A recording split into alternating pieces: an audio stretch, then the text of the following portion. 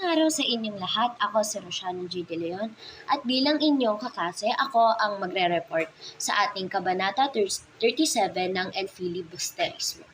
Ang misteryo o ang hiwaga ang tawag sa kabanata na ito.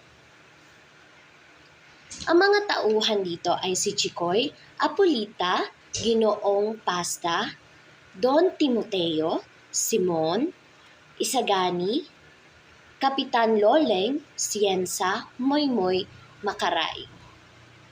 At dito naman sa tagpuan nito ay magaganap ito sa bahay ni Kapitan Tiago. At meron tayong ilang talasalitaan, nililihim, tinatago, kiosko, instrukturang maliit, dumalo, pumunta, batid, alam, piging, salo-salo o handaan. Ang tatlong tanong. Bakit nga ba tayo'y minsan ay naninisi ng ibang tao at hindi mo sigurado kung siya ba talaga ang may sala? Pangalawa, bakit nga ba't minsan akala nila ay umibig ay isa sa dahilan ng gulo? Pangatlo, paano kung isa sa katabi mo ang magtataksil sa'yo? Ano ang gagawin mo? Pasemos a la historia. Ang ibig sabihin nito sa Tagalog ay dumako tayo sa kwento. Sa Kabanata 37, ang hiwaga.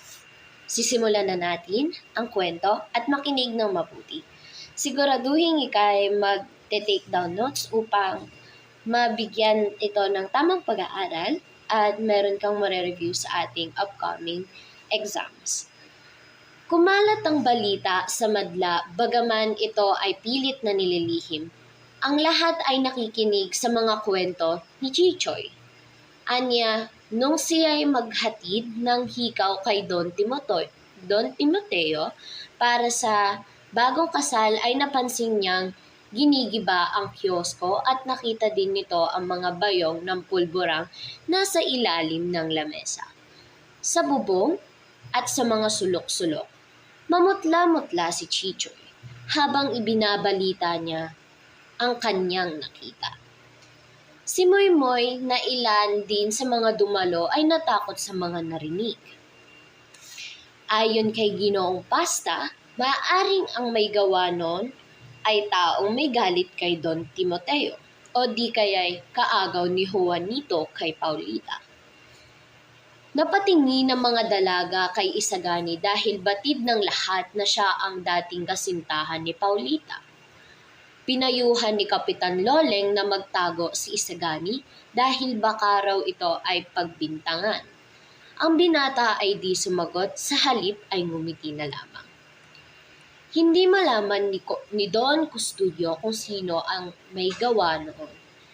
Gayon sila lang ni Simon ang namamahala sa pikin. Ayon kay Kapitan Toringoy, maaaring ang mga praile o si Coruga o si Makaraeg ay may kagagawan nun. Nagulat ang lahat nang umiling si Chichoy at sinabing si Simon ang naglagay ng bayong na puno ng pulbura. Naalala din ni Chichoy ang di kilalang nagnakaw sa lampara. Sa tingin mo, sino nga ba ang tunay na impostor sa kanila? Nagulat ang lahat nang umiling si Chichoy at sinabing si Simon ang naglagay ng bayong na puno ng pulbura. Naalala din ni Chichoy ang di kilalang nagnakaw sa lampara. Noon lamang nagsalita si Isagani. Anya, hindi mabuti ang kumuha ng hindi kanya. Kung nalaman lang sana na magnanakaw ang pakay ay hindi niya kukuhanin ang lampara. Ano ang ipinahiwatig ng kabanatang ito na sumasalamin sa panahon ngayon? Dito nasasalamin ang pagiging chismosa minsan or ang tinatawag nating paniniwala sa haka-haka. Sa ating panahon ngayon, madaming lumalabas na hindi naman akmang balita at hindi naman totoo, which is hindi nagkakaroon ng research ang mga tao para ma-confirm or matalagang totoo ba ang impormasyon na kanilang ginagawa or hinahanap. Gracias por escuchar. Ito ay ibig sabihin salamat sa inyong pakikinig. At muli, ako si Rosiana J. De Leon mula sa Grade 10 Leo at maraming salamat din sa inyong pagsusulat sa inyong kwaderno.